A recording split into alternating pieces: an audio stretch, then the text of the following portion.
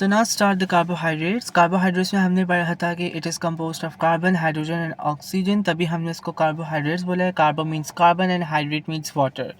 इसका रेशो भी वाटर की तरह होता है, लाइक टू एच ओ का रेशो 2:1 होता है और कार्बन का भी 1 होता है, 1:2:1 इस तरह से। तो हम उसको फिर ग्लूकोज भी कहते हैं, ठीक है। मतलब उसी की जो कार्बोहाइड्रेट्स की पूरा आइडेंटिफिकेशन है।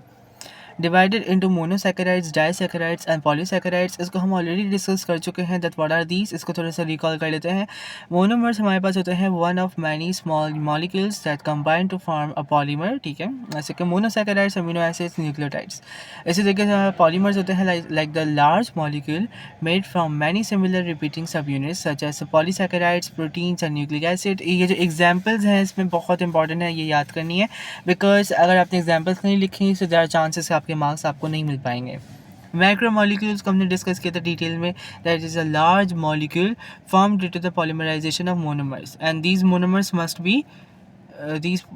must be different, ठीक है।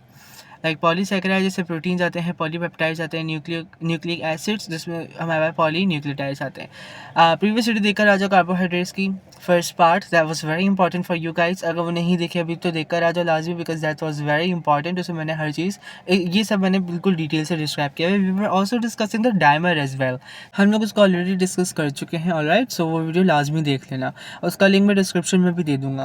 अब अगर हम मोनोसैकेराइड्स को समझते हैं, that we know that mono means one and saccharide is a sugar. तो one sugar means a molecule consisting of a single sugar unit with the general formula, और ये जनरल फार्मूला आपको याद करना ज़रूरी है, C and then the water ratio 2:1, ठीक है, यानी कि H2O1 and then N is basically showing you the number of carbon. हम इसको नंबर ऑफ कार्बन कहते हैं, और जो नंबर ऑफ कार्बन है वो N की जगह आएगा, ठीक है। One thing that is not written clearly over here, it's CN, ठीक है। मतलब बेसिकली यहाँ पर हमारे पास कार्बन 1 ही नहीं रहेगा, कार्बन और ऑक्सीजन का रेशो हमेशा सेम होगा, और हाइड्रोजन का रेशो ऑक्सीजन के रेशो से डबल होगा, यानी कि कार्बन के रेशो से डबल होगा। फॉर सपोज C6H12O6, तो हमारे पास कार्बन 6 है, ये ग्लूकोज का फार्मूला बताया आपको। कार्बन 6 है हमारे पास, ऑक्सीजन 6 है हमारे पास, और हाइड्रोजन 12 है, बिकॉज 6 2s are 12, ऑलराइट। सो ये रेशो रहता है। इट इज़ मोनोसैकेराइड्स की पहचान ये कि बेसिकली वाटर में डिजॉल्व हो जाते हैं, they are soluble in water. And the main types of monosaccharides are triosis, which is 3 carbon, pentosis, which is a 5 carbon compost, and hexosis, which is of 6 carbon. इनका तो तुम्हें नाम से ही पता चल चुका होगा। पेंटोस मतलब pent means 5, tri means 3, then hex means 6, ठीक है। तो नाम से तो तुम्हें पता चल ही चुका होगा। Glucose, fructose and galactose are the hexoses, यानी कि ये 6 कार्बन कंपाउंड मॉलिक्यूल्स होते हैं, 6 कार्बन कंपोस्ट होते हैं। Ribose and deoxyribose are pentoses sugar, या पेंटोसिस शुगर होते हैं जिनमें हमारे पास राइबोस और डीऑक्सीराइबोस होता है, यानी कि 5 कार्बन कंपोस्ट होते हैं। ना अल्फा ग्लूकोज और बीटा ग्लूकोज का भी स्ट्रक्चर गिवन है, पहले ऊपर वाली पॉइंट्स याद कर लेना, उनको लिख लो ताकि लिख लिख के याद हो जाए। अल्फा ग्लूकोज और बीटा ग्लूकोज में यहाँ पर एक चीज़ मैं दो चीज़ें इंपॉर्टेंट बताने वाला हूँ। अब इस दो चीज़ों को भी अटेंटिव ओवर है, गौर से सुनना। पहली चीज़ ये, जो तुम्हें alpha carbon which is a blue colour तुम्हें शो किया हुआ है कि हमारे पास हाइड्रोक्सिल ग्रुप डाउनवर्ड्स है, डाउन द कार्बन है, ठीक है, डाउन द कार्बन नंबर 1 है, so this is called is the alpha. और ग्रीन वाले पे अगर तुम देखो तो hydroxyl group up side of the carbon है, ठीक है। जब वो ऊपर होगा तो इसका मतलब इट्स बीटा कार्बन, जब हमारे पास हाइड्रोक्सिल ग्रुप नीचे होगा सो इट्स अल्फा कार्बन। बच्चा सिर्फ ये रट्टा लगा के जाता है और वो वहाँ पर पता नहीं क्या, मतलब वो अपनी लॉजिक तो यूज़ करता है, वो कहता है कि यार दिस इज़ अल्फा कार्बन और it is a beta carbon, क्योंकि हाइड्रोक्सिल ग्रुप नीचे है या ऊपर है, उसको मार्क्स नहीं मिलते। एग्जामिनर कहता है कि no that's wrong, what is the reason behind it. तुम्हें पूरा स्ट्रक्चर दिया हुआ है, इस पूरे स्ट्रक्चर में तुमने सिर्फ एक चीज़ याद कर ली कि यार हमारे पास हाइड्रोक्सिल ग्रुप अगर नीचे होगा सो दैट्स अल्फा, ऊपर होगा तो beta. I know that this is good thing to know, लेकिन सिर्फ ये चीज़ें इंपॉर्टेंट है टू नो। अगर आप आगे अभी इस चैप्टर में भी आपने स्टार्ट किया, अगर आप आगे पढ़ोगे तो आपको मजीद स्ट्रक्चर्स पता चलेंगे, आप बोलोगे कि यार नहीं हमें तो पूरा हमें ग्लूकोज का स्ट्रक्चर पता होना चाहिए। कार्बन नंबर 1 पे हाइड्रोक्सिल ग्रुप अगर ऊपर है सो दैट्स बीटा ग्लूकोज, और हाइड्रोक्सिल ग्रुप अगर नीचे सो दैट्स अल्फा ग्लूकोज। पर हो सकता है कि मैंने ग्लूकोज का स्ट्रक्चर ही ना दिया, मैंने गैलेक्टोज या फ्रक्टोज का स्ट्रक्चर दिया, और आप अभी भी इसमें पढ़े हुए हो कि वो ऊपर है तो अल्फा बीट ग्लूकोज होगा, नीचे हो तो बीटा ग्लूकोज, ठीक है। अब देखो, अगर वो नीचे hydroxyl group so that's alpha glucose, लेकिन कार्बन नंबर 2 पे भी हमारे पास हाइड्रोक्सिल ग्रुप नीचे, फिर कार्बन नंबर 3 पे हाइड्रोक्सिल ग्रुप ऊपर है, कार्बन नंबर 4 पे हाइड्रोक्सिल ग्रुप अगेन नीचे, ठीक है, एंड देन कार्बन नंबर 6 पे भी हाइड्रोक्सिल ग्रुप मौजूद है which is out of the ring structure, ठीक है। अब इसको साइक्लिक स्ट्रक्चर कह लो या ring structure what ever. Beta glucose में अगर तुम देखो तो हाइड्रोक्सिल ग्रुप तो ऊपर है, दैट्स वी कॉल बीटा, लेकिन यहाँ पर जो सेकंड कार्बन पर हाइड्रोक्सिल ग्रुप है वो नीचे, और अल्फा में भी सेकंड कार्बन में हाइड्रोक्सिल ग्रुप नीचे, फिर बीटा में थर्ड कार्बन में हाइड्रोक्सिल ग्रुप ऊपर है, अल्फा में थर्ड हाइड्रोक्सिल ग्रुप में थर्ड कार्बन में हाइड्रोक्सिल ग्रुप ऊपर है, फिर बीटा में फोर्थ कार्बन में हाइड्रोक्सिल ग्रुप नीचे, अल्फा में भी सेम है, हाइड्रोक्सिल ग्रुप कार्बन नंबर 4 के नीचे। सो ऊपर या नीचे, अगर ऊपर है तो अल्फा, अगर ऊपर है हाइड्रोक्सिल ग्रुप तो बीटा, अगर नीचे है तो अल्फा, देन सेकंड पे नीचे होना चाहिए हाइड्रोक्सिल ग्रुप। अगर सेकंड पे हाइड्रोक्सिल ग्रुप ऊपर है, you will see that this is not a glucose, simple. अगर कार्बन नंबर 3 पर हाइड्रोक्सिल ग्रुप नीचे है या कार्बन नंबर 4 पे हाइड्रोक्सिल ग्रुप ऊपर है, you will say this is sorry to say but this is not the structure of glucose, simple is that. Examiner बच्चों को परेशान करने के लिए वो कहते हैं कि बच्चे ने एक रट्टा लगाया हुआ है कि हाइड्रोक्सिल ग्रुप ऊपर होगा तो बीटा होगा, नीचे होगा तो अल्फा होगा, चलो इसको किसी और का स्ट्रक्चर बता दे तो पूछते हैं कि व्हाट इज दिस, और ऑप्शन एमसीक्यूज में होता है अल्फा ग्लूकोज या बीटा ग्लूकोज, वो लिख कर आ जाता है कि यार ऊपर तो मैंने बीटा किया है। भाई तुम्हें पक्का यकीन है कि वो ऑल्दो तो बीटा तो है, लेकिन तुम्हें पक्का यकीन है कि वो ग्लूकोज ही था। तुमने कार्बन नंबर 2 पे हाइड्रोक्सिल ग्रुप को चेक किया कि वो नीचे था क्या ऊपर, अगर तो वो नीचे था तो वो ग्लूकोज ही है। लेकिन फिर कार्बन नंबर 3 पे भी चेक करो कि वो ऊपर था या नीचे, अगर ऊपर था तो वो ग्लूकोज है, और फिर कार्बन नंबर 4 पे भी चेक करो हाइड्रोक्सिल ग्रुप अगर नीचे है so that's glucose, and finally it's a glucose. फिर अब आइडेंटिफाई करो कि कौन सा ग्लूकोज है, अल्फा या बीटा है। तो पहले तो ये वेरीफाई करो कार्बन नंबर 2, 3, 4 पे कि वो ग्लूकोज है भी या फिर नहीं, ठीक है, और 6 कार्बन रखता भी है या नहीं। इट्स रिटन ओवर है कि ग्लूकोज इज हेक्सोस, हेक्सोसिस आपने ऊपर एग्जांपल पढ़ा है जो 6 कार्बन कंपोज्ड, जैसे 5 कार्बन रिंग्स में होते हैं या साइक्लिक स्ट्रक्चर बनाते हैं, एक कार्बन जो होता है वो आउट ऑफ द रिंग होता है। नाउ अब सोचो कि अल्फा या बीटा है, तो बीटा अगर हाइड्रोक्सिल ग्रुप ऊपर है कार्बन नंबर 1 का तो दैट्स बीटा, और अगर नीचे तो alpha, so that's the identification. इस वीडियो को पॉज भी करो, स्क्रीनशॉट भी लो, अपने नोट्स में नोट डाउन भी करो, उसका स्ट्रक्चर बनाओगे तो मैं और अच्छे से समझ में आ जाएगा। ऑलराइट, नाउ अब इसके रूल क्या होते हैं मोनोसैकेराइड्स के बेसिकली रूल, सबसे इंपॉर्टेंट रूल होता है, आप A2 में इसको डिटेल से पढ़ने वाले हो। Source of energy in respiration, जो रेस्पिरेशन उसमें एनर्जी चाहिए होती है, शुगर हमेशा ब्रेक डाउन होता है। What is respiration? Break down of glucose to provide energy, आपने लेवल्स में भी पढ़ा हुआ है, ठीक है। तो रेस्पिरेशन में क्या होता है, एनर्जी कैसे मिलती है, by the break down of glucose, glucose से तो ब्रेक डाउन हो रहा है। दीज आर द मोनोसैकेराइड जो कि carbon hydrogen bonds can be broken down to release a lot of energy which is transfer to help to make ATP from ADP। Adenosine diphosphate से adenosine triphosphate बनाते हैं और उसकी वजह से हमें एनर्जी मिलती है, because ATP is serving as the energy, alright, and it is also use as building blocks for larger molecules. जैसे कि मैंने आपको बताया था कि मोनोमर्स आपस में ज्वाइन होकर फिर पॉलीमर्स बनाते हैं, यानी कि लार्जर सब्सटेंसेस, लार्जर मॉलिक्यूल्स बना रहे होते हैं, ठीक है ना। Glucose is uses to make the polysaccharides, starch, glycogen, ठीक है, एंड सेल्यूलोज। और आपको तीनों के स्ट्रक्चर को याद भी करना है, बहुत अच्छे से याद करना है। Ribose is one of the molecule use to make RNA and ATP। ATP और RNA बनाता है हमारे पास जो है ribose sugar, and deoxyribose is one of the molecule that is uses to make the DNA। DNA का क्या मतलब है, डीऑक्सीराइबो न्यूक्लिक एसिड, ठीक है। न्यूक्लिक एसिड में बेसिकली जो शुगर होती है वो शुगर कहलाती है डीऑक्सीराइबो, विच इज 5 मॉलिक्यूल या 5 कार्बन मॉलिक्यूल या 6 कार्बन मॉलिक्यूल या 3 कार्बन मॉलिक्यूल। राइबोस और डीऑक्सीराइबोस हमेशा पेंटोसिस होते हैं, 5 कार्बन मॉलिक्यूल्स के composed. Moving to disaccharides, di से मतलब पता चल रहा है कि di means 2 and saccharides means sugar, तो 2 शुगर मॉलिक्यूल्स आपस में अटैच होते हैं, and this is something very easy by the way. Sugar molecule consisting of 2 monosaccharides joined by a glycosidic bond. अब ये भी इंपॉर्टेंट पॉइंट है, this is a new bond, you need to know about it, glycosidic bond. ये bond तब form होता है जब हमारे पास 2 मोनोसैकेराइड्स आपस में ज्वाइन होते हैं, और इसके एक बेसिकली आइडेंटिफिकेशन है COC, ऑलराइट, यानी कि कार्बन एक शुगर का कार्बन दूसरे शुगर के कार्बन से अटैच है और दोनों कार्बन आपस में ऑक्सीजन से अटैच है। I let you guys know about this very important detail in a bit letter, structure से बताता हूँ, ठीक है। नाउ हमारे पास जो मोनोसैकेराइड्स हैं, जब मोनोसैकेराइड और मोनोसैकेराइड आपस में ज्वाइन होगा तो वो डाइसैकेराइड बनाता है, और this process is called as the condensation reaction. Polymerisation भी कह सकते हो, I can also say polymerisation. Condensation better word है। कंडेंसेशन रिएक्शन वो रिएक्शन है जैसे हमारे पास प्रोडक्ट फॉर्म होता है, और इसका अपोजिट रिएक्शन कहलाता है हाइड्रोलिटिक रिएक्शन। हाइड्रोलिटिक रिएक्शन या हाइड्रोलिसिस कह लो सिंपल, ठीक है। अच्छा, कंडेंसेशन रिएक्शन में एक और बात याद रखो, ये जो मैं पॉइंट बोलता जा रहा हूँ उसको लिखो, ताकि अभी आगे जितनी भी तुम्हें स्लाइड्स मिलेंगी जिसमें चीज़ें लिखी हुई हैं, और वो तुम्हें फिर लिखना नहीं पड़ेगा, देख देख के नहीं लिखना पड़ेगा, जो मैं बोल रहा हूँ वही तुम पहले लिख लोगे। कंडेंसेशन रिएक्शन में हमारा वाटर जो होता है वो प्रोडक्ट में फॉर्म होता है, यानी कि आपने मॉलिक्यूल से प्रोडक्ट को वाटर को निकाल दिया, रिएक्टेंट में से आपने वाटर मॉलिक्यूल को निकाला और प्रोडक्ट को फॉर्म किया इन द कंडेंसेशन रिएक्शन। और हाइड्रोलिसिस में आपने रिएक्टेंट में वाटर मॉलिक्यूल को ऐड किया to break down the molecules, और फिर प्रोडक्ट फॉर्म हुआ बाय ऐडिंग द वाटर, यानी कि हाइड्रोजन आयन और हाइड्रोक्सिल आयन दोनों आपस में ऐड हो गए, ठीक है। मैं इसको थोड़ा सा लेटर भी समझाता हूँ, नीचे देखो।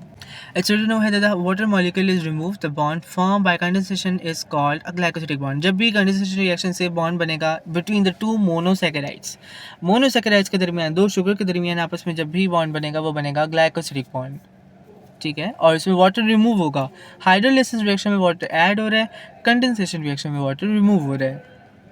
Alright, These three examples are very important which written over here, maltose, sucrose and lactose। तो मैं इनके मोनोमर्स का पता होना चाहिए, यानी कि मोनोसैकेराइड्स का पता होना चाहिए, जो कि मिलकर आपस में डाइसैकेराइड बना रहे हैं।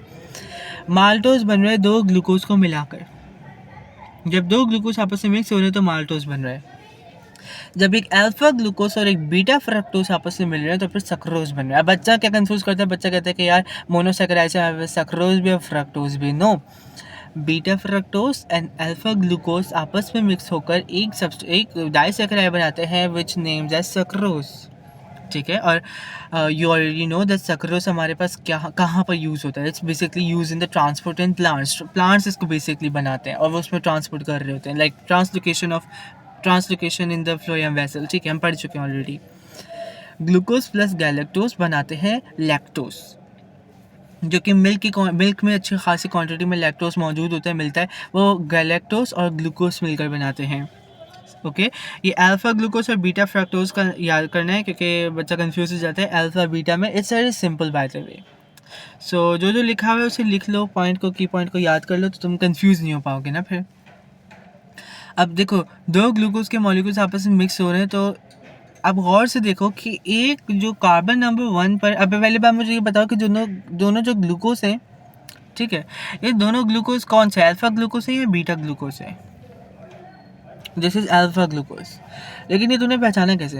ये तुमने ऐसे पहचाना कि कार्बन नंबर 1 पे हमारे पास जो हाइड्रोक्सिल ग्रुप लगा है वो डाउनवर्ड्स लगा है, ठीक है, मतलब hydroxyl group down the carbon number 1 पे है, हम उसको अल्फा कहते हैं।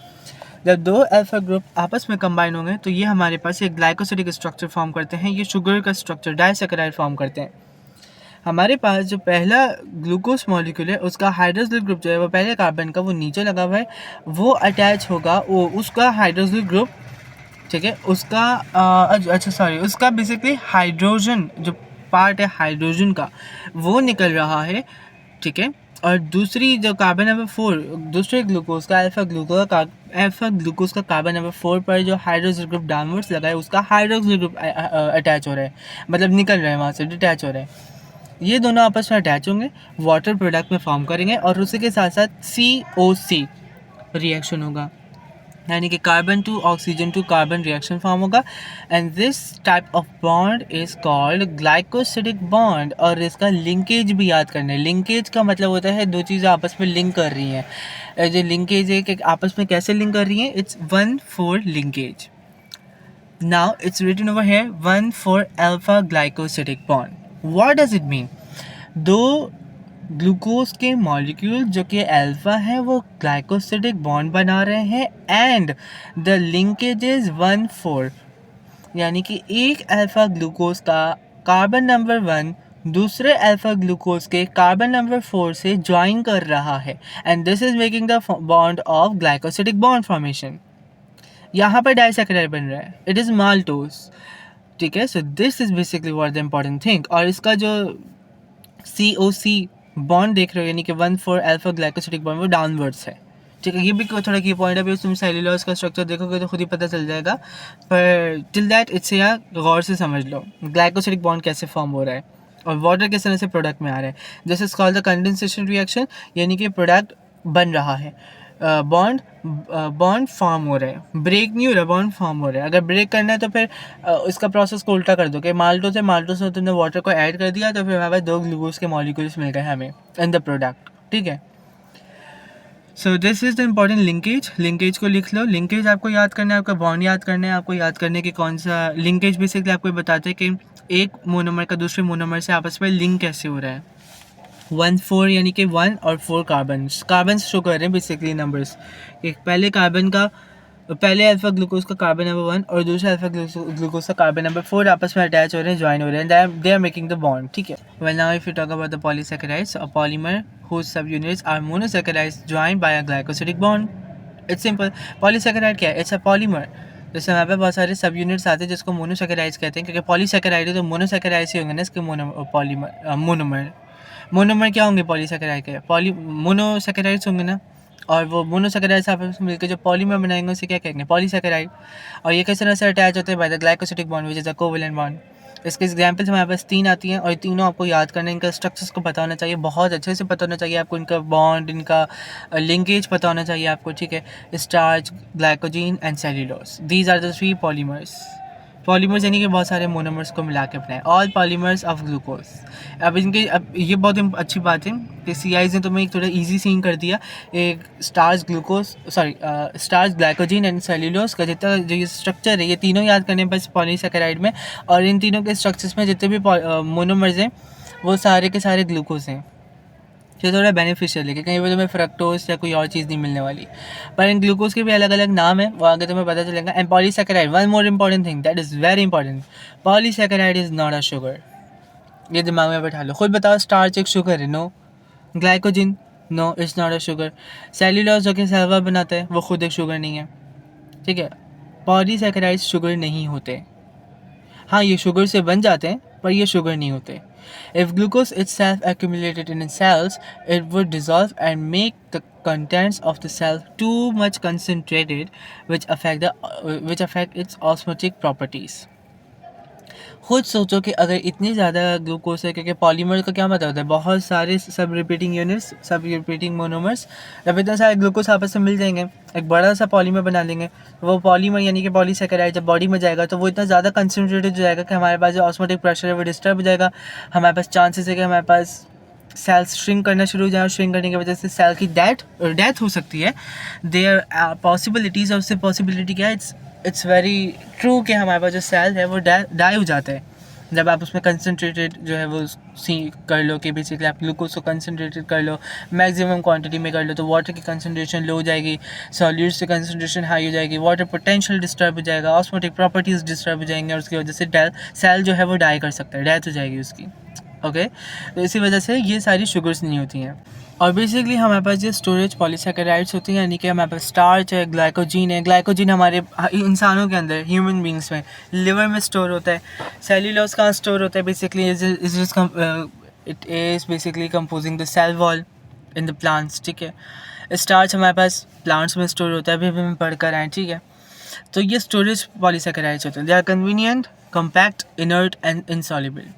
इन सारी प्रॉपर्टीज़ की वजह से they are storage, they can store. ठीक है.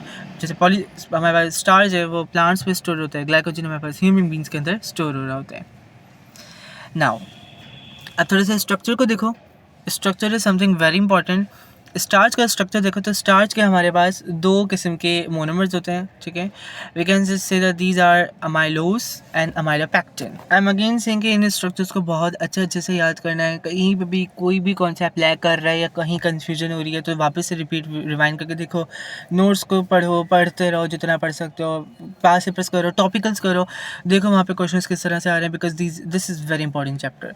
और ये थोड़ा लेंदी भी होता है, कहीं बच्चा इसको रटा भी लगा लेता है, जैसे दैट्स ओके कि अगर आप रटा लगा रहे हो तो लाइक चीज़ें समझ में आ भी नहीं है, फिर उसको रटा भी लगा लो ताकि मज़ीद क्लैरिफाई हो जाए. ठीक है. स्टार्च हमारे पास अमाइलोज और अमाइलोपेक्टिन से बना होता है ना. अमाइलोज का स्ट्रक्चर देखो और अमाइलोपेक्टिन का. First of all see amylose का स्ट्रक्चर थोड़ा सा मुझे आसान लगता है because it's straight straight chain like structure. It is made by the condensation reaction between one four linked alpha glucose molecules. अभी जो तुम देख कर आए हो previous section में of the images diagrams, उसमें तुमने देखा कि किस तरह से वहाँ पर 1,4 अल्फा ग्लाइकोसिडिक बॉन्ड बन रहा है. तो अल्फा ग्लूकोज के बॉन्ड्स होते हैं आपस में जो 1,4 लिंकेज बनाते हैं, यानी कि अल्फा ग्लूकोज का एक कार्बन नंबर 1 दूसरे अल्फा ग्लूकोज के कार्बन नंबर 4 से आपस में अटैच है by the glycosidic bond through a condensation reaction. तो वो अमाइलोज का स्ट्रक्चर बनाता है. If we just talk about amylopectin में हमारे पास स्ट्रक्चर होता है 1,4 लिंकेज, ठीक है, और उसी के साथ साथ हमारे पास 1,6 लिंकेज भी होता है. And this is of alpha glucose. दोनों में अमाइलोज और अमाइलोपैक्टिन दोनों में अल्फा ग्लूकोज होते हैं मोनोमर्स, लेकिन जो अमाइलोपैक्टिन है उसमें से 1,4 लिंकेज नहीं होता बल्कि 1,6 लिंकेज भी होता है. और ये सिर्फ चेन नहीं होता स्ट्रक्चर, इसका स्ट्रक्चर ब्रांच भी होता है, ठीक है. साइड पे देखो अमाइलोपैक्टिन जो ग्रीन कलर से शो किया हुआ है, this is showing you a chain like structure. इसकी ब्रांचेस निकली हुई हैं बहुत सारी, ठीक है. इस चेन में बहुत सारी ब्रांचेस हैं. तो amylose is a straight chain लेकिन amylopectin is a branch like structure. और ये दोनों आपस में अटैच होते हैं in just like to make the starch. ये दोनों इसके कंपोनेंट से जो स्टार्च बनाते हैं. अमाइलोज हमारे पास लॉन्ग होती है, ठीक है, अनब्रांचिंग चेन स्ट्रेट, जबकि हमारे पास अमाइलोपैक्टिन होती है chains are shorter than amylose and branch out to sides.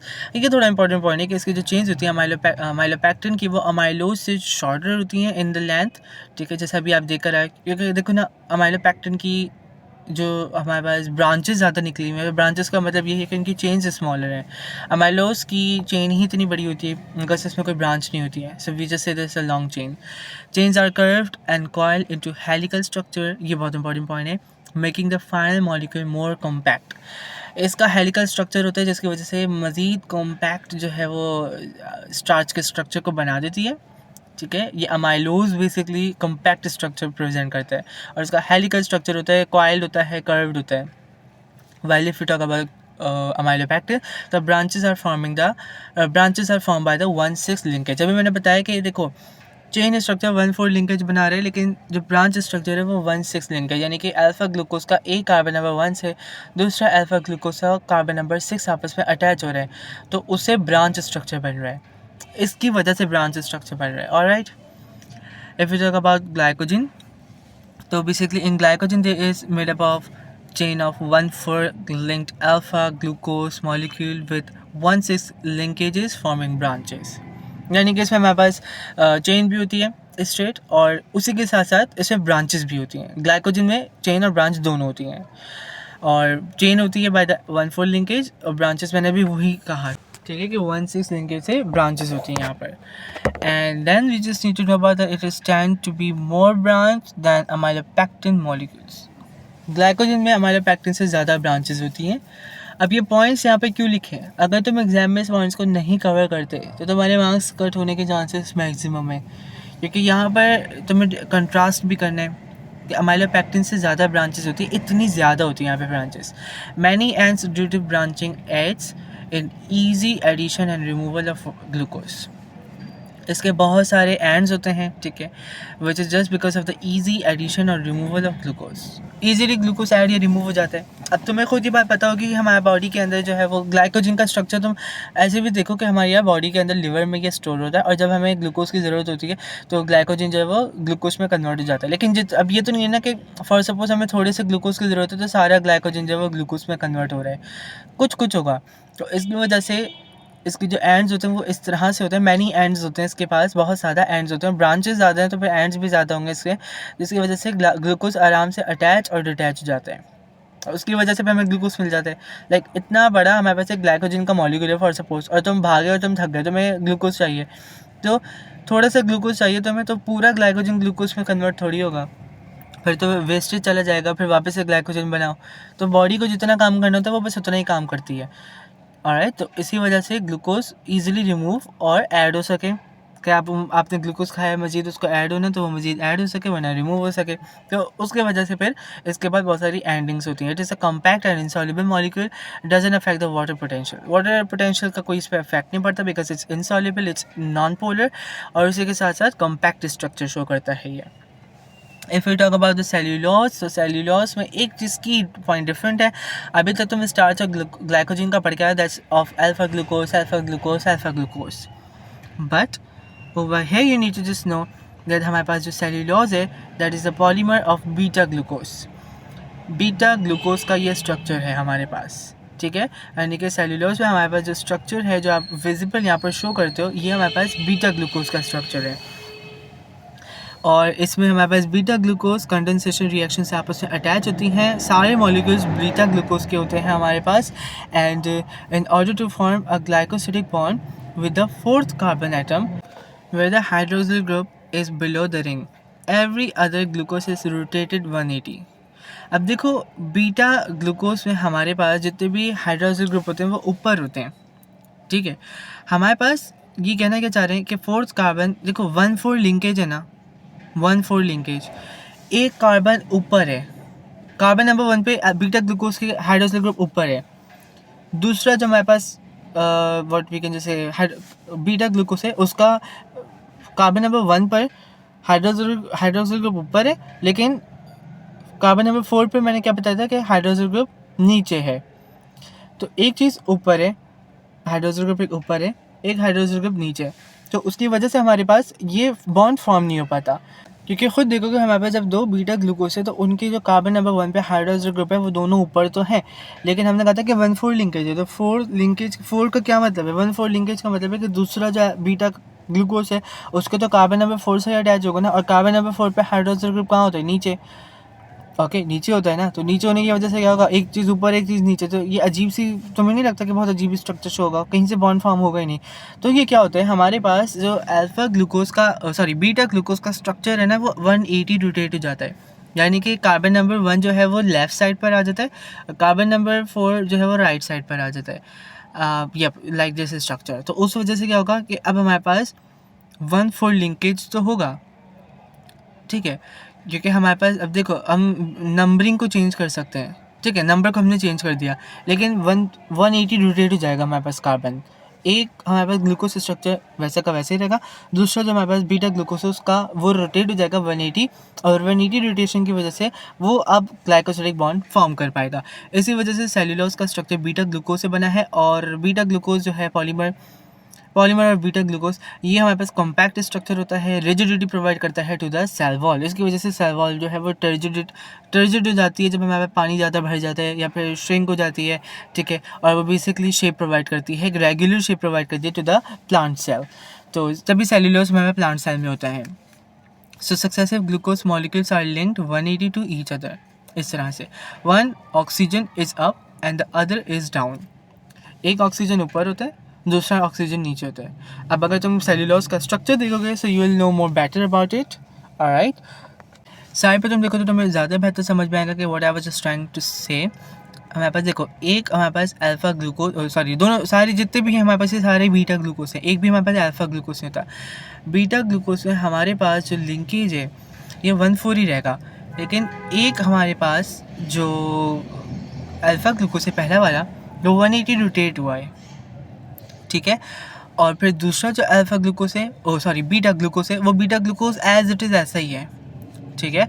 Then तीसरा बीटा ग्लूकोज जो है वो फिर 180 रोटेट हुआ है, और फिर चौथा जो हमारे पास ग्लूकोज है बीटा ग्लूकोज, वो एज इट इज़ वैसा ही है।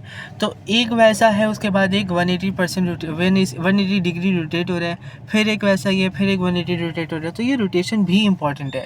अगर ये रोटेशन ना तो हम ये नहीं कह सकते कि फिर यहाँ पे ग्लाइकोसिडिक बॉन्ड फॉर्मेशन होती है, और इसी वजह से आपको स्टार्च का स्ट्रक्चर याद करने की भी ज़रूरत है। And I think so that this is one of the easiest one at all, क्योंकि ये एक्सेप्शनल केसेस में बीटा ग्लूकोज है, ठीक है।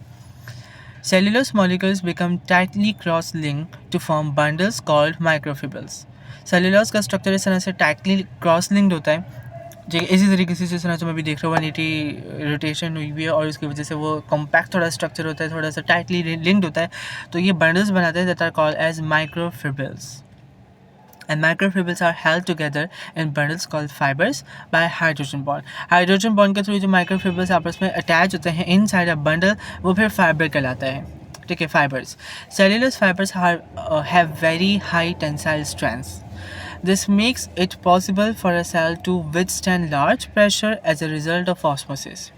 बस इसी की वजह से ये बहुत इंपॉर्टेंट पॉइंट्स है कि हमारे पास जो माइक्रोफिब्रिल्स है वो आपस में हाइड्रोजन बॉन्ड की वजह से एक दूसरे से अटैच होते हैं इन द बंडल, और उसकी वजह से एक स्ट्रक्चर बन जाता है that's we call the fibres. और cellulose fibres are of high tensile strength, यानी कि जब भी हमारे पास ज़्यादा पानी होगा या ऑस्मोसिस का प्रेशर या ऑस्मोटिक प्रेशर ज़्यादा होगा तो उसमें हमारे पास ये स्टिल इट कैन विदस्टैंड, यानी कि it can have a power ability कि वो फिर भी अपने स्ट्रक्चर पर कायम रहेगा, वो डिस्ट्रॉय स्ट्रक्चर नहीं होगा, वो सेल को भी डिस्ट्रॉय नहीं करेगा, ना खुद डिस्ट्रॉय होगा। वो एबिलिटी रखता है कि वो इतना पावरफुल है कि वो विदस्टैंड कर पाए। इस वजह से हमारे पास सेल में कभी भी पानी भर जाता है ना प्लांट सेल, तो वो टर्जिड हो जाता है लेकिन सेल फटता नहीं है कभी भी।